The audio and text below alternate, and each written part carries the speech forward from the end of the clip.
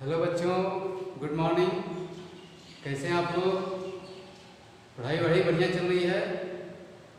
आप लोगों से ऑनलाइन जुड़ने का माध्यम के तहत हम लोग फिजिक्स के लिए मटेरियल तैयार कर रहे हैं ताकि इस माहौल में आप लोग घर बैठे बेहतर तैयारी कर सकें। ठीक है बच्चों, और हमारा वीडियो अच्छा लगे तो ज़रूर इसे लाइक करें और सब्सक्राइब करें। ठीक है बच्चों, मैं ये सोचता हूँ कि फिजिक्स में जो मैथमेटिक्स यूज होता है, जो एक वर्किंग नॉलेज होना चाहिए मैथमेटिक्स का, उस पर मैं एक दो वीडियो बना करके आप लोगों को दूँ। क्योंकि मैंने देखा है कि दिल्ली, कोटा और अन्य जगह नामी गिरामी कोचिंग्स जो आप लोग भी जानते हैं, वहाँ से पढ़े लिखे बच्चे जो इंजीनियरिंग और मेडिकल की तैयारी कर रहे हैं, उनका ये बेसिक गायब है, सब्जेक्ट का ही बेसिक्स गायब है, और जो मैथमेटिक्स है वो भी मतलब नहीं आ रहा है। यानी इवन 10th क्लास स्टैंडर्ड का मैथमेटिक्स भी वो नहीं कर पा रहे हैं। तो इसलिए मैंने सोचा कि फिजिक्स में जो मैथमेटिक्स का पोर्शन यूज होता है उसका एक वर्किंग नॉलेज हमें होना चाहिए, तभी हम फिजिक्स में अच्छा से अच्छा कर सकते हैं। क्योंकि बच्चों, फिजिक्स में जो भी हम न्यूमेरिकल्स बनाते हैं उससे मैथमेटिक्स की ज़रूरत पड़ती है, और यदि हमें मैथमेटिक्स नहीं आ रहा, मतलब उसका एक वर्किंग नॉलेज हमारे पास नहीं है, तो हम उस न्यूमेरिकल को नहीं बना सकते हैं, या बनाएंगे तो गलत बनाएंगे। ठीक है बच्चों, तो फिजिक्स एक ऐसा सब्जेक्ट है जो कंसेप्चुअल होता है, मतलब संकल्पनाओं के साथ ही वो आप उसको लेकर के आगे बढ़ सकते हैं, और रटने वाला सब्जेक्ट नहीं होता। ठीक है बच्चों, तो सवाल को, कोई भी सवाल आपके समक्ष आता है तो उसको पहले पढ़ना है, समझना है, समझने के बाद उसका उचित कंसेप्ट लगाना है, उचित कंसेप्ट लगाने के बाद फिर मैथमेटिक्स यूज करना है, और उसके बाद फाइनल आंसर तक पहुंचना है। तो हमने सोचा कि जो भी फिजिक्स के लिए जो ज़रूरी मैथमेटिक्स है उसको हमें करना चाहिए, जो काफ़ी इम्पोर्टेंट है, और हमको बहुत ज़्यादा गहराई में नहीं जाना है, क्योंकि हम फिजिक्स पढ़ रहे हैं, मैथमेटिक्स तो नहीं पढ़ रहे हैं। तो आप लोगों को ऐसा ना लगे कि हम फिजिक्स के बदले मैथमेटिक्स पढ़ रहे हैं, तो ऐसा बिल्कुल भी हम नहीं करेंगे। जो भी उसमें इम्पोर्टेंट मैथमेटिक्स, बेसिक मैथमेटिक्स जो यूज होता है, हम लोग उसी पर फोकस करेंगे। ठीक है बच्चों, तो हम लोग शुरू करते हैं। इसमें फिजिक्स में जो यूज होता है मैथमेटिक्स, उसमें पहला है अलजेब्रा। अलजेब्रा यानी बीजगणित। ठीक है। दूसरा है ट्रिग्नोमेट्री।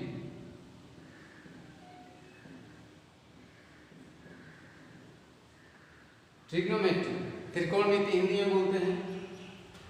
तीसरा है कोऑर्डिनेट ज्योमेट्री।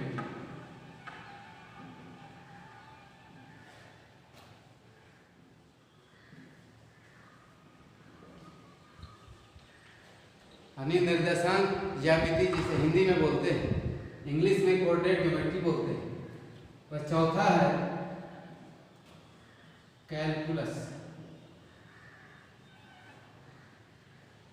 फिजिक्स में सबसे ज़्यादा यूज होगा अलजेब्रा यूज होगा, ट्रिग्नोमेट्री होगा और कैलकुलस होगा। ये तीन बहुत ज़्यादा यूज होते हैं। इसमें हमें हल्की फुल्की एक दो चीज़ें जानकारी में रखनी है कोऑर्डिनेट ज्योमेट्री के लिए।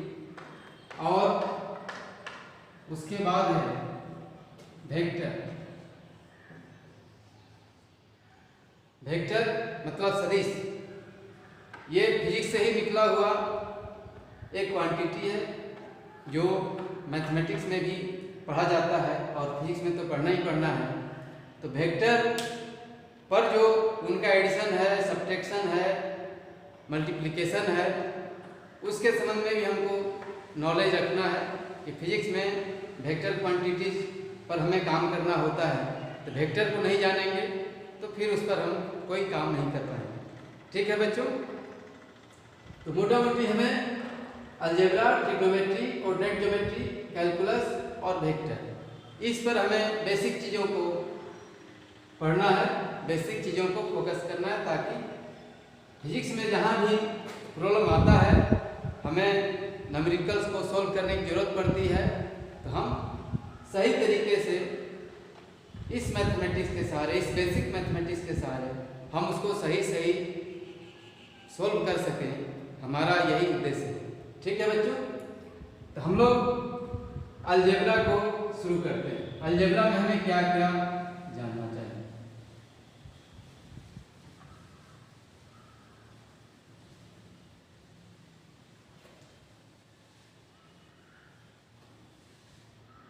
अलजेब्रा में बच्चों इक्वेशन सब लोग जानते हैं, समीकरण जिसे हिंदी में कहते हैं। तो फिजिक्स में जो ही प्रॉब्लम्स आते हैं, मैक्सिमम में हमें इक्वेशन को सॉल्व करना पड़ता है, और equation is a part of algebra. ठीक है, इसमें दो तरह के इक्वेशन होते हैं। एक को बोला जाता है लीनियर इक्वेशन, यानी रैखिक समीकरण, लीनियर इक्वेशन। दूसरा होता है क्वाड्रेटिक इक्वेशन।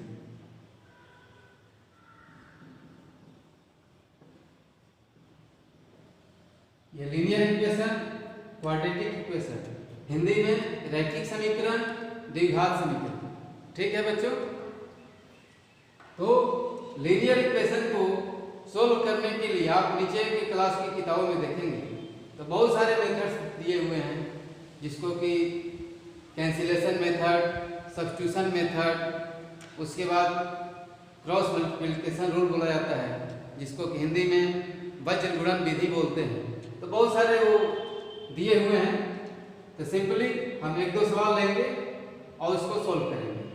जैसे हमें दिया हुआ है 2x + 3y = 10, ऐसा कोई इक्वेशन दे दिया। उसके बाद एक दे दिया x - y =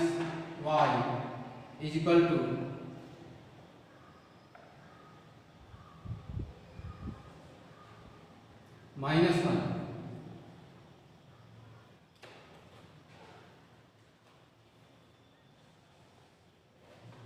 सॉरी, इसको हम ले लेते हैं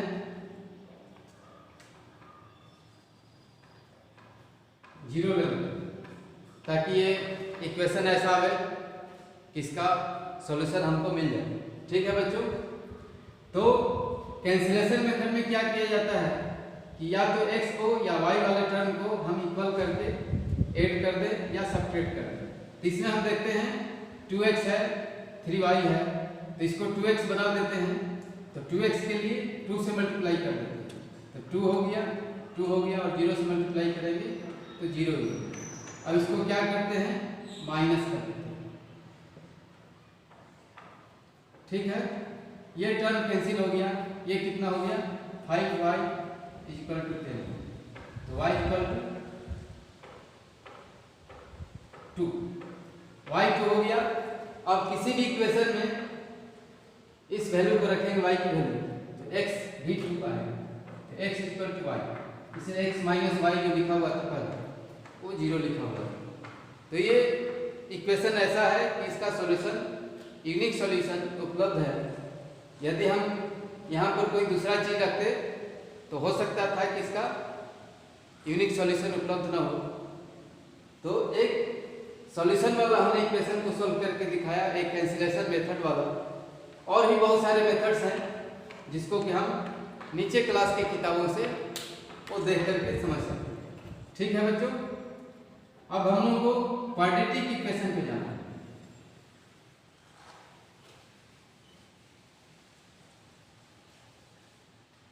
क्वाड्रेटिक इक्वेशन ये होता है कि उसका मैक्सिमम जो वेरिएबल है उस पर पावर 2 होता है, नहीं मैक्सिमम पावर 2 होता है, इसीलिए उसको क्वाड्रेटिक बोला जाता है। इसका स्टैंडर्ड फॉर्म होता है ये ax² bx + c = 0। Standard form of quadratic equation ऐसा होता है जहां x वेरिएबल है, a b c कांस्टेंट है, और a ≠ 0, क्योंकि a 0 हो जाएगा तो फिर यह क्वाड्रेटिक नहीं होगा। वो कैसा हो जाएगा, जैसे हम लोग पहले पढ़े, लीनियर इक्वेशन बन जाएगा। तब ये वाला टर्म रहेगा x b x plus c equal to 0, ये वाला टर्म फिनिश हो जाएगा, खत्म हो जाएगा। तो उस केस में ये लीनियर इक्वेशन बन जाएगा। तो क्वाड्रेटिक इक्वेशन बनने के लिए हमें a0 नहीं रखना है। ठीक है बच्चों। अब इसके सॉल्यूशन के लिए बहुत सारे तरीके हैं। एक है फैक्टराइजेशन करके यानी गुणनखंड निकाल करके, और दूसरा है डायरेक्ट फार्मूला हम लोग यूज करते हैं। तो एक टर्म आता है इसको कि डिस्क्रिमिनेटर बोला है, डी डिस्क्रिमिनेटर।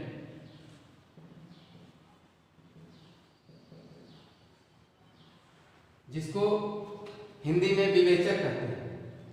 तो डी फॉर डिस्क्रिमिनेटर ये क्या होता है, ये होता है B square minus 4ac। B यह है बी स्क्वायर 4 इंटू सी इंटू ए, तो ये डी हो, दिस इज डी। अब इसका सॉल्यूशन के लिए ये जरूरी है कि डी ग्रेटर देन 0 हो और इक्वल टू 0। ठीक है बच्चों। तो हम कहते हैं कि इसका रियल सॉल्यूशन यानी रियल रूट्स अवेलेबल है, पॉसिबल है, और यह d लेस देन 0 हो जाता है, तब हम कहते हैं कि रियल रूट्स या रियल सॉल्यूशन नॉट पॉसिबल। तब इसका जो रूट मिलेगा वो कैसा मिलेगा, वह मिलेगा कॉम्प्लेक्स नंबर। कॉम्प्लेक्स नंबर क्या होता है, उसमें रियल नंबर और इमेजिनरी नंबर दोनों जुड़ा हुआ होता है, तो उसको कॉम्प्लेक्स नंबर बोलते हैं। तो d लेस देन 0 होगा तो रूट्स कैसे होंगे, कॉम्प्लेक्स नंबर हो सकते हैं। रियल नंबर होने के लिए d ग्रेटर देन 0 होना चाहिए या इक्वल टू 0 होना चाहिए। तो रूट्स कैसे निकालते हैं, तो अल्फा और बीटा, इसके दो रूट होते हैं, अल्फा और बीटा। क्या होता है, minus b plus minus under root D upon 2a। एक बार इसमें प्लस लेते हैं तो अल्फा मिलता है, माइनस लेते हैं तो बीटा मिलता है। तो इसमें x का जो पावर है, मैक्सिमम पावर 2 है, इसलिए इसका दो सॉल्यूशन उपलब्ध होता है। और एक पावर वाला लीनियर इक्वेशन है तो एक सॉल्यूशन होगा, लेकिन इसमें पावर 2 है तो दो सॉल्यूशन मिलता है, यानी दो रूट मिलता है। यहाँ पर अल्फा बीटा डायरेक्ट फार्मूला आ गया, इस फार्मूले से हम लोग इसको निकालते हैं। दूसरा तरीका है कि हम इसका गुणनखंड निकालें और बारी बारी से इक्वल टू 0 करें, तो जो आएगा वो अल्फा बीटा आएगा। इसको हम लोग इस तरह से ही लिखते हैं, जब फैक्टराइज होता है तो x माइनस अल्फा और x minus beta equal to 0।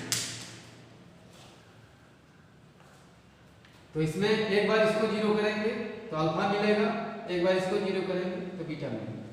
तो ये दो तरीके हैं सॉल्यूशन के जो हम लोगों को याद रखना चाहिए। ठीक है बच्चों। अब अलजेब्रा में जो दूसरा चीज है उसको बोला जाता है पावर, यानी इंडिसेज। जो किसी नंबर पे, जैसे x पे पावर हमने 2 डाल दिया, तो 2 क्या है, इंडेक्स है। Index means power. तो इंडेक्स का जो प्लूरल होता है उसको इंडिसेज बोलते हैं। तो अलजेब्रा में पढ़ा जाता है जिसको कि लॉ ऑफ इंडिसेज बोलते हैं, यानी घातांकों का नियम, घातांकों का नियम, और इंग्लिश में लॉ ऑफ इंडिसेज। ठीक है बच्चों।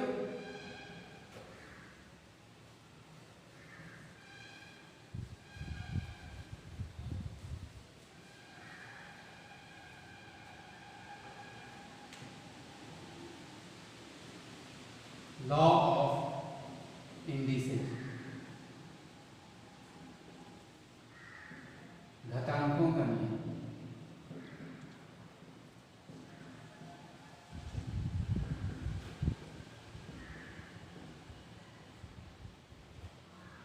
इसमें भी बच्चे लोग कंफ्यूज करते हैं, सही तरीके से इसको नहीं कर पाते हैं, इसलिए सवाल क्या हो जाता है, सारी मेहनत बेकार, रिजल्ट जो है गलत होता है।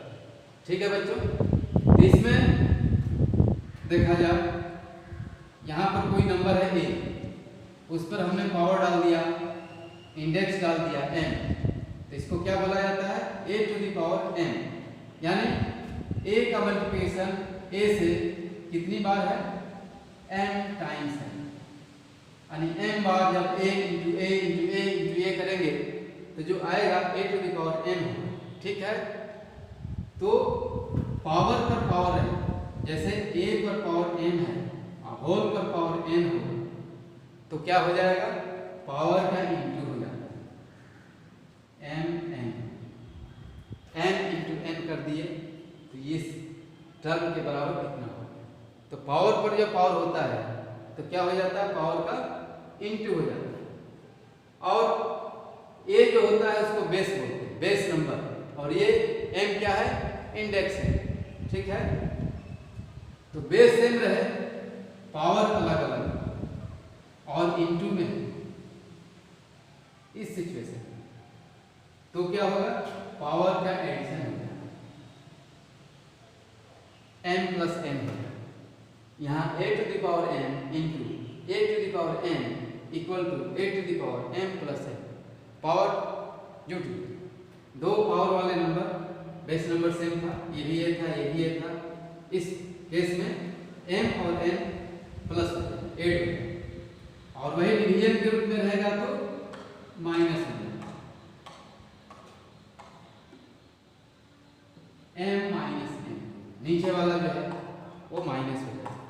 ठीक है बच्चों, तो मोटा मोटी ये तीन है, ऐसे इसमें 10-12 नियम बनाएंगे आप लोगों की सुविधा के लिए, लेकिन जो मेन नियम है वो ये हो गया, इसको हम A लिख देते हैं, इसको B लिख देते हैं, इसको C लिख देते हैं। तो ये तीन जो है बेसिक हैं, बेसिक है, ये तीन किसी को याद है तो सब आ जाए। जैसे हम यहाँ पर लिखें दूसरा नियम, तो इसको हम लिखते हैं माइनस m, नीचे में a to the power m है, जो ऊपर जाएगा तो माइनस m हो जाएगा। ठीक है बच्चों, ये कैसे हो गया? तो किसी भी सम नंबर a कोई नंबर है नॉट इक्वल टू 0, इस पर हम पावर 0 करते हैं, कितना होता है? 1। ठीक है, ये a 0 नहीं होना चाहिए, ये यदि 0 हो जाए तो 0 पर पावर 0, तो ये not defined, not defined. Mathematics में अभी तक इसको डिफाइन नहीं किया जा सका, तो 0 पर पावर 0 नॉट डिफाइंड, इसलिए a 0 नहीं होना चाहिए, a 0 नहीं है। ठीक है, और उस पर पावर 0 तो ये 1 होता है। ठीक है, तो यहाँ पर 1 के बदले हम क्या कर देते हैं? पावर 0 कर देते हैं, और यहाँ पर m है। अब हम यहाँ से पढ़े हैं कि a पर पावर m अपॉन a पर पावर n, तो क्या हो जाएगा? पावर माइनस हो जाएगा, यहाँ पर क्या हो जाएगा? 0 माइनस n, तो क्या हो गया? Minus n। तो उसी से आगे इसी तरह से और भी बहुत सारे उसमें 5-6 और भी दिए हुए हैं, लेकिन हमारे पास जो बेसिक्स है ये पहला नंबर, दूसरा नंबर और तीसरा नंबर, ये आपको आता है तो आप सारे चीज़ को वो आप कर सकते हैं। यानी लॉ ऑफ इंडिसेज में जो भी और लॉज हैं वो सब 3 से ही निकलेंगे। ठीक है बच्चों, अब हम लोगों को एक दूसरा करना है जिसको कि लॉग बोला है, लॉगरिथम, जो जॉन नेपियर ने आविष्कार किया था, जो ग्रेट मैथमेटिशियन थे अपने ज़माने के, और पहले ज़माने का ये कैलकुलेटर था। आज जैसे इलेक्ट्रॉनिक्स गैजेट का यूज़ बढ़ गया है, हम लोग कोई भी चीज़ फटाफट कैलकुलेटर से करने का प्रयास करते हैं, लेकिन पुराने ज़माने में जब कैलकुलेटर नहीं था तो लॉग के सहारे ही लोग मैथमेटिक्स में फटाफट अपना काम करते थे। तो अब हमको करना है लॉगरिथम के बारे में। ठीक है बच्चों,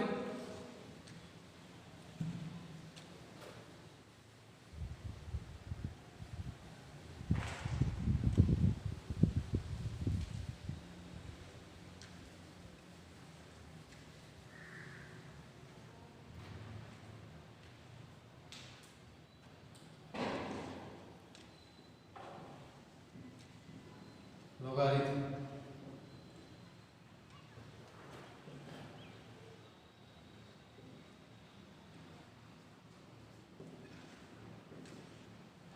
लोगारिथम बोलते हैं हिंदी के इंग्लिश में, और हिंदी में लघुगणक बोलते हैं। और यह पुराने ज़माने का कैलकुलेटर है, और आज भी यह मीनिंगफुल है, यह आउटकोडेड नहीं हुआ। ठीक है बच्चों, हम लोगों को फिजिक्स में लॉगरिथम में भी बहुत सारा काम करने को आया। ठीक है, कहीं कहीं इसकी जरूरत पड़ जाती है। तो हमारे पास मान लिया जाए कि कोई नंबर है a। ठीक है बच्चों, इस पर हमने पावर डाल दिया x, और यह इक्वल है n। n भी कोई नंबर है, a भी कोई नंबर है, x भी कोई नंबर है। a बेस हो गया, x उस पर पावर आ गया, और a to the power x calculate करने के बाद कितना होता है, n होता है। तो लॉग में इसी चीज को लिखा जाता है, x को लिखते हैं, क्या लिखते हैं, log a n। मतलब इस n को a पर पावर x डालने पर जितना आया उसी को a के बेस पर लिख दिए तो x हमको मिल गया। तो यही लॉगरिथम है। ठीक है, तो अब हम लोगों को समझना है कि 1 पर पावर कुछ भी डाल दिया है, 2 डाल दे, 3 डाल दे, 4 डाल दे, कुछ भी डाल दे, 1 पर पावर हम m कोई नंबर है, कुछ भी डाल दे तो क्या होगा, 1 इंटू 1 कितना टाइम्स होगा, m टाइम्स होगा। रिजल्ट क्या होगा, 1 ही होगा। तो पावर डालने से यह कुछ खास फायदा नहीं करता है, मतलब नंबर जितना है उतना ही रहता है, नंबर जो चेंज नहीं होता। तो इसलिए लॉग में 1 कभी बेस नहीं होता। कहीं भी आप नहीं पढ़ेंगे जिसमें a जो है 1 हो, क्योंकि 1 पर पावर देने पर कोई फर्क ही नहीं पड़ता, 1 का 1 ही रहता है, इसलिए वह बेस कभी बन ही नहीं सकता। तो 1 जो है बेस नहीं बन सकता है, तो a नॉट इक्वल टू 1, ये a 1 नहीं हो सकता है। दूसरा 0 पर कोई पावर डाल दो तो 0 into 0 into 0 into 0 n times, तो क्या बनेगा, 0 ही बनेगा। 0 को जितनी बार मल्टीप्लाई करो, जितनी बार गुना करो, 0 का 0 ही रहेगा, कोई फर्क नहीं पड़ता है। तो इस परिस्थिति में a 0 भी नहीं हो सकता है, a नॉट इक्वल टू 0। ठीक है बच्चों,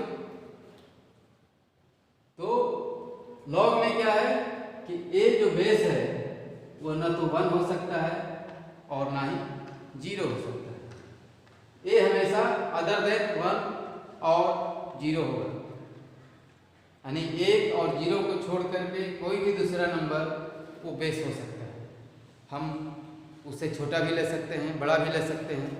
ठीक है, और नेगेटिव नंबर जो लॉग में बेस में कोई नेगेटिव नंबर आ जाता है, जैसे मान लो कि -2 आ गया, -3 आ गया, इस तरह से, तो वह भी बेस में डिफाइन नहीं हो सकता है, क्योंकि लॉग हमेशा पॉजिटिव नंबर के बेस पर डिफाइन किया गया। तो ये हमेशा पॉजिटिव होगा और 0 नहीं हो सकता है, 1 नहीं हो सकता। ठीक है बच्चों, तब हमारे पास लॉग से संबंधित कुछ लॉज क्या है कि मान लो कि a पर पावर m है, a पर पावर m है, तो क्या होगा, इसको लॉग में लिखना चाहें, इसको मान लो कि p लिखना चाहें, तो क्या होगा, m log a, यानी m जो पावर है मल्टीप्लाई में आ जाएगा और log p हो गया। ठीक है, उसी तरह से हमारे पास a to the power m है और a to the power n है, इसको हम लॉग में लिखना चाहें तो क्या लिखेंगे, m log a minus n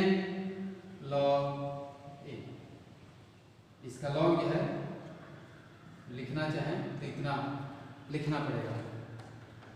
तो पावर मल्टीप्लाई के रूप में आता है, डिवीजन में है तो ऊपर वाली क्वांटिटी में नीचे वाली क्वांटिटी माइनस हो जाएगी लॉग में।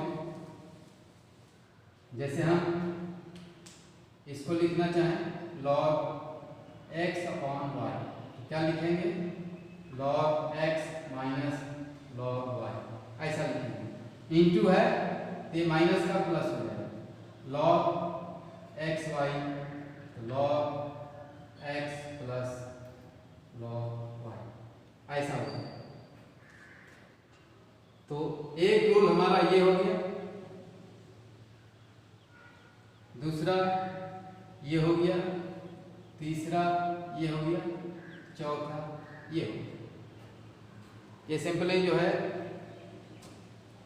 इनटू और डिवाइड, फिर पावर के लिए, इनटू के लिए और डिवाइड के लिए जो लॉग में रूल होता है, उस रूल के तहत हमारे पास ये 4 टर्म, 4 लॉज हमने यहाँ पर कर लिया। अब है कि लॉग का बेस, लॉग का बेस क्या होगा? तो लॉग का बेस कुछ भी हो सकता है, लेकिन जो सिस्टम है हमारे पास, जो लॉग टेबल होता है उसमें बेस 2 ही लिया जाता है। एक बेस है 10 का और एक बेस ई का होता है, एक्सपोनेंशियल ई।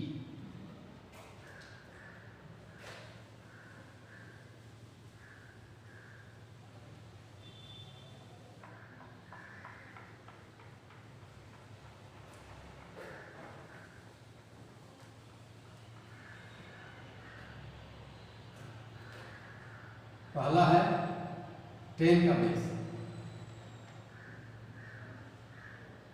ठीक है। तो 10 का बेस वाला वो जनरली लॉग लिखा है। लॉग यहाँ पर 2 लिखा हुआ है, तो इसका मीनिंग है कि वो क्या है? वो है log 10 2। 10 क्या है? बेस है, और 2 क्या है? नंबर है, जिसका कि हमें वो वैल्यू निकालना है कि log 2 का वैल्यू क्या होगा। तो हमारे पास जो टेबल उपलब्ध है किताबों में जो दिया रहता है, वो 10 के बेस पर ही वो डिफाइन करके और उसका जो वैल्यू होता है वो दिया रहता है, ठीक है। और एक होता है ई, एक्सपोनेंशियल, इसकी वैल्यू लगभग 2.71 होती है समथिंग। तो इसके बेस पर जो लॉग डिफाइन होता है उसको हम ln लिखते हैं इस तरह से। ln 2 लिखा हुआ है, तो इसका मीनिंग है, क्या मीनिंग है? मीनिंग ये है कि यह log e के बेस पे है और 2 का वैल्यू दिया हुआ है, ठीक है। तो log 10 के बेस पर जो लिखा हुआ है उसको नेचुरल लॉगरिथम बोला जाता है, और टेबल से हम लोग उसी को निकालते हैं। अब इस log 2 जो e के बेस पर है और log 2 जो 10 के बेस में है, दोनों के बीच में रिलेशन जो है वो फाइंड हम कर सकते हैं। उसके लिए हम लोग को क्या करना पड़ेगा कि बेस को चेंज करना पड़ेगा। बेस को चेंज कर देंगे तो हमारे पास जो टर्म आवेगा तो वह ये दोनों को कन्वर्जन में काम होता है। तो ये इन 2 का जो चेंजिंग फार्मूला है, तो उसको हम इस प्रकार में,